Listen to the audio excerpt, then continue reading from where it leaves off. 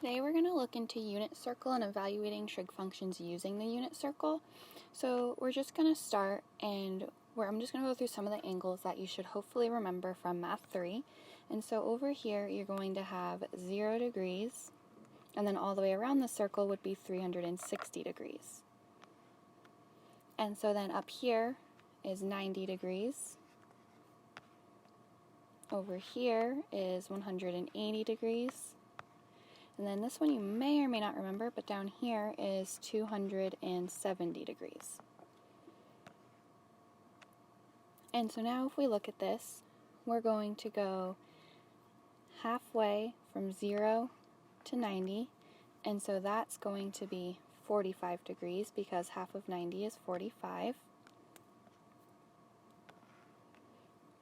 And so then we're going to go halfway between 90 and 180, which is going to add 45 degrees. And so that's going to be 135 degrees. Another way you can think of this is, you remember for the pattern from last year is that whenever you have a big space like this, that's plus 30 degrees. And so therefore this is 30 degrees. All the little spaces are plus 15 degrees. And so then here, so 45 plus 15 gives us 60 degrees, and then big space again means we're adding 30 degrees. And so if we continue that pattern, we're going to do 90 plus 30 is 120 degrees, and then plus 15 is the 135, plus another 15 is 150 degrees. Plus 30 is 180, plus another 30 is 210 degrees, plus 15 is 225 degrees, plus another 15 is 240 degrees, plus 30 is 270, and another 30 is 300, plus 15 is 315 degrees, plus another 15 is 330 degrees, and then plus 30 is 360 degrees. So now we're going to go through and we're going to do this. We're going to go through and do this in radians. And so if we start over here, we're just going to look at our first quadrant for now. And we're going to start at 0 radians. And so we just want to remember 0 radians. And then a whole circle is 2 pi radians. And so if we go halfway around the circle to over here, we're at 2 pi cut in half, which would be pi radians. And so then if we look right here, that's halfway from 0 to 180, so that's going to be pi over 2 radians because it's halfway between 0 and pi.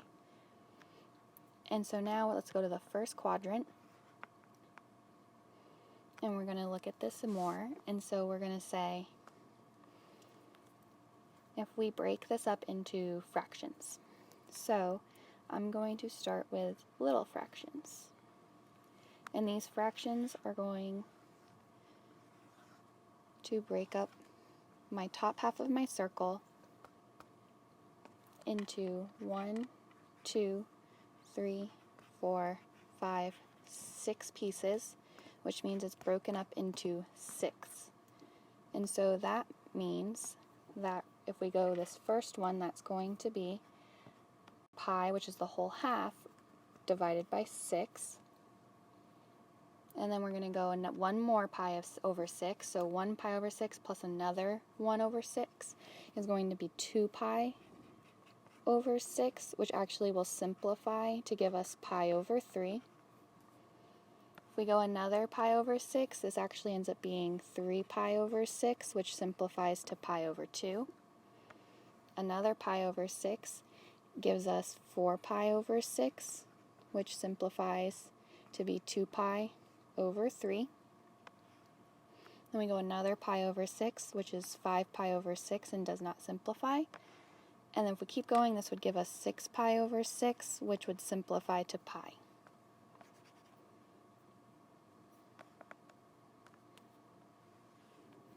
Okay, so now we're going to break it up again, and this time I'm going to break it up into these pieces right here. And so that breaks this up into 1, 2, 3, 4 pieces, or fourths. And so if we go from 0 and we're going 1/4 of the way to our pi, that means this here is pi over 4.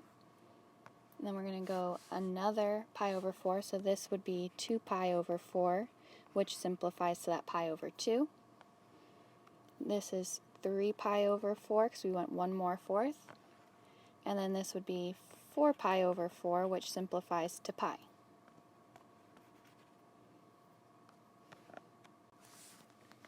And so now we can keep going. So if I go back to my 6, I'm just going to keep on going through these all. So from here, which was 6 pi over 6, we're going to go one more. So then that becomes 7 pi over 6. And then we go another 6. So that's actually 8 pi over 6, which is going to simplify to 4 pi over 3. We keep on going again. And so this is actually going to give us,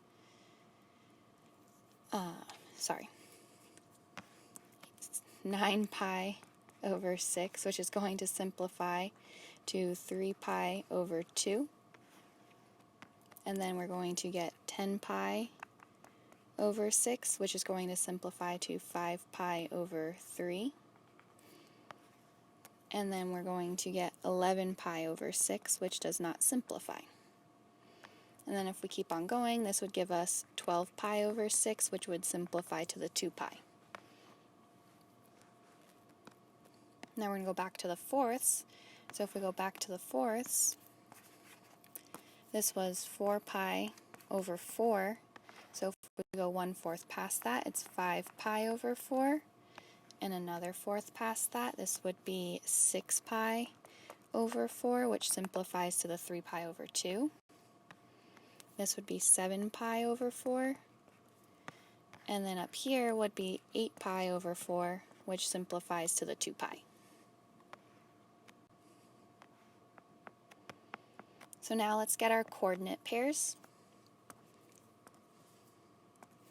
So if I start with my first coordinate pair there, we're going to make a triangle right there. It's a right triangle. It's not a very good right triangle.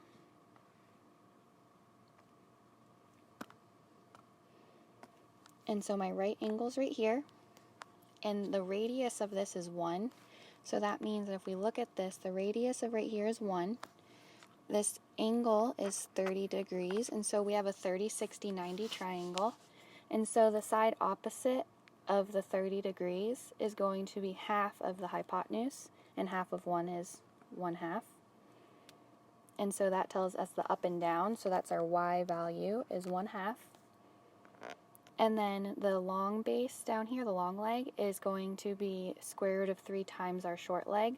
So it's going to be square root of 3 times 1/2, or square root of 3 over 2. So our x value is square root of 3 over 2.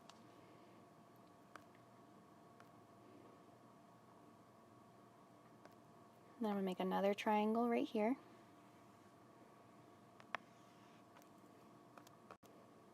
So my right angle's here, and this is a 45, 45, 90 triangle. And so remember, our hypotenuse is 1. And so if we want to solve for the short legs, we can do that up here. So if we have the right triangle that's given to us,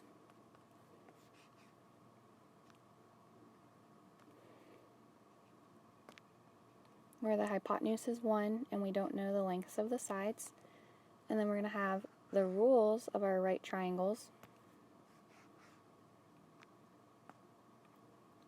where this is 1, and this is square root of 2.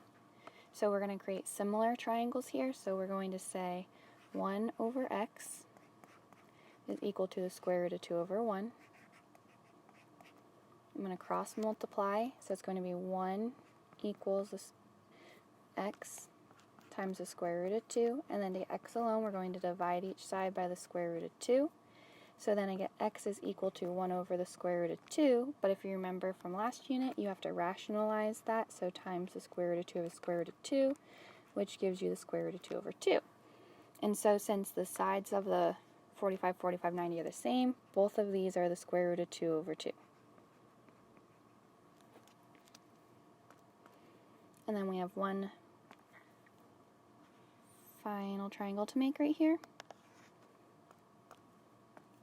With our right angle here, we have a 60-degree angle there, which actually means that our angle up here is our 30-degree angle, so it follows a similar pattern as our blue triangle that we made. It's just opposite of the 30 is going to be our 1/2, and the long leg, the up and down, is the square root of 3 over 2, so this is 1/2, and then square root of 3 over 2.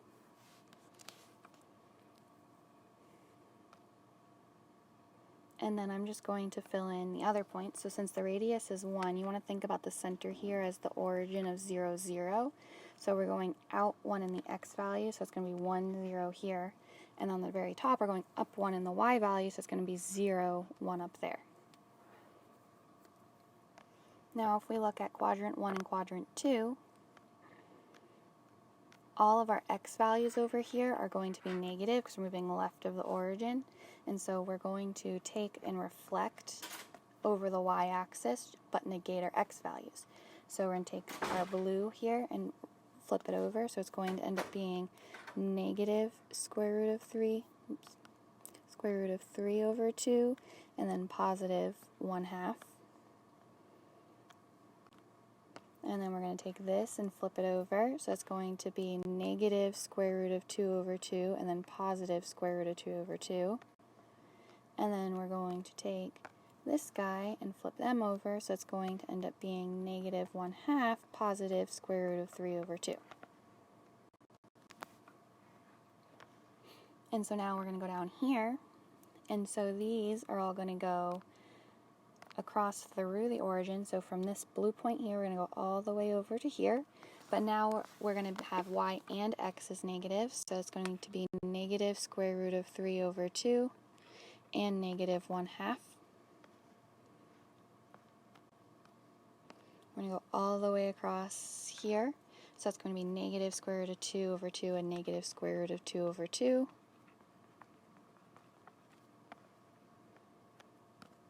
And then we're going to do the last one all the way across, so it's going to be negative 1/2 and negative square root of 3 over 2.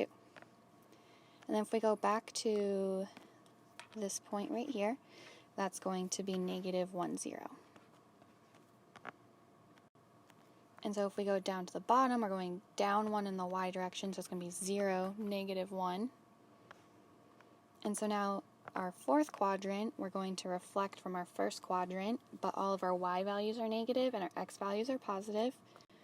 So I'm going to start with our black point on the top, and we're going to reflect that straight down. So x values are positive and y values are negative, so positive 1/2 negative square root of 3 over 2. And then we're going to do the pink one over there, and we're going to reflect that down, and positive x, negative y. So positive square root of 2 over 2, negative square root of 2 over 2. And then we're going to do the blue one and reflect that over. So positive square root of 3 over 2 and negative 1/2.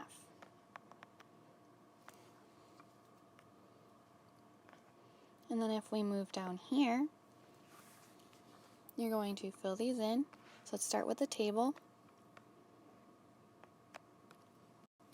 And so the little theta degrees here, so that's your degrees. These are your radians. Sine is your y value, cosine is your x value, and tangent is y divided by x.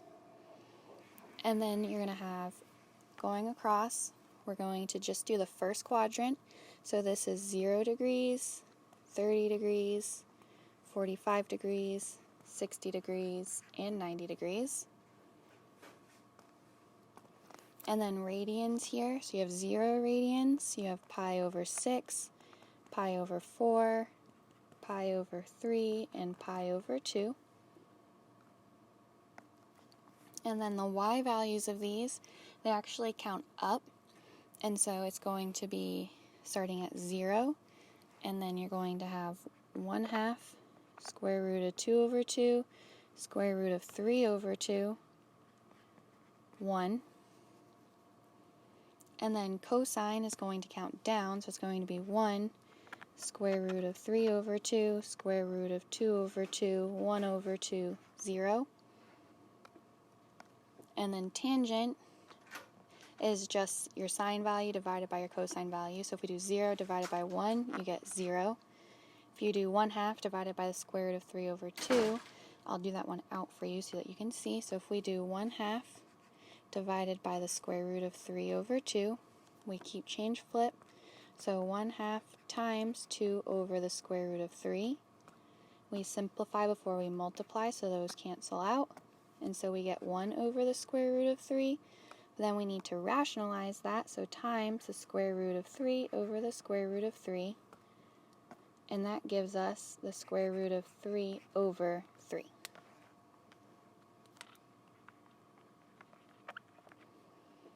And then at 45 degrees, we do square root of 2 divided by the square root of 2. Anything divided by itself is 1. And then we're going to do square root of 3 over 2 divided by 1/2. So if we do that, square root of 3 over 2 divided by 1/2. Keep this the same, change to multiplication, and flip this upside down. Simplify before you multiply, and you get the square root of 3 over 1, or you can just say the square root of 3. And then 1 divided by 0, you cannot divide by 0, so that actually does not exist.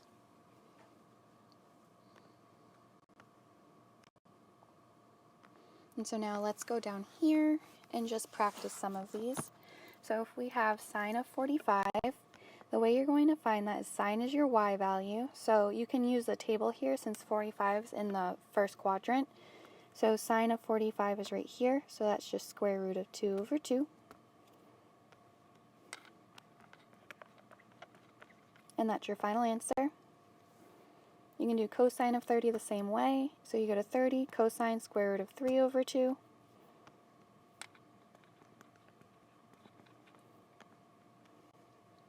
And then tangent of 60, same way, square root of 3.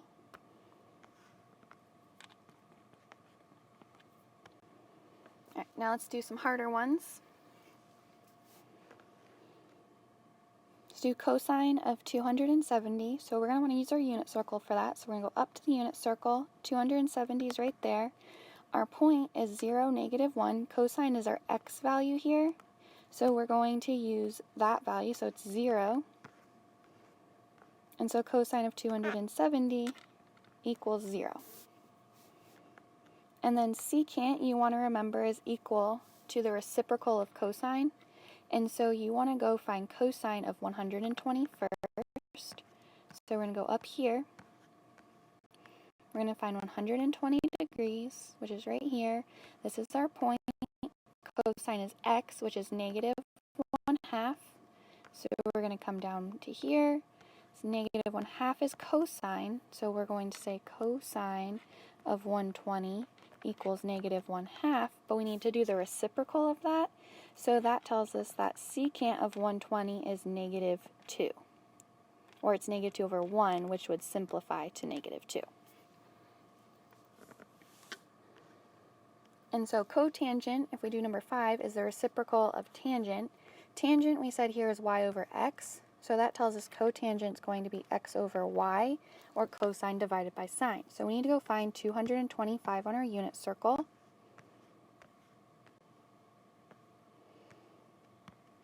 So we have negative square root of 2 for cosine and negative square root of 2 over 2 for sine. So if we come down here, that means this is going to be cosine, negative square root of 2 over 2, divided by sine, which is negative square root of 2 over 2. Anything divided by itself just equals 1. And if remember, cosecant here is the reciprocal of sine, so we're going to start with finding sine at 330. So 330 is here, sine is y, so that's -1/2. And so sine of 330 equals -1/2. And so cosecant is the reciprocal of that, so that means it's going to be -2 over 1, or just -2. Let's do some radians now. Actually, let's do one of these here. So let's do tangent of 570. So 570 is not on our unit circle, so we first need to find an angle that is by finding a coterminal angle. So we're going to do 570 minus 360. And 570 minus 360 is going to be 210 degrees. So we instead need to find tangent of 210 degrees. So we're going to go to our unit circle. We're going to find 210 degrees. Tangent is sine divided by cosine, or y divided by x. So negative 1/2 divided by negative square root of 3 over 2.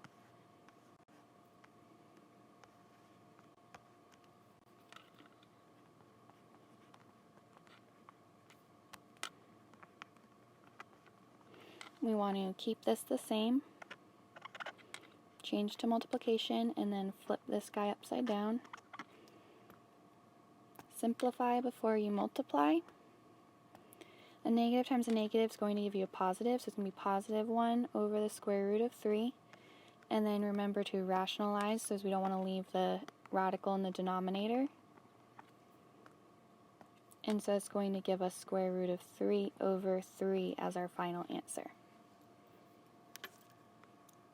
Radians you do the same way. So if we have sine of pi over 6, that's not right here on our first quadrant, so we would go to pi over 6, sine 1/2. So our answer for this is 1/2. If we go to secant of 3 pi over 4, we're going to go to our unit circle. We're going to find 3 pi over 4, which is here. Secant is opposite of sine, so we're going to use negative square root of 2 over 2 from cosine.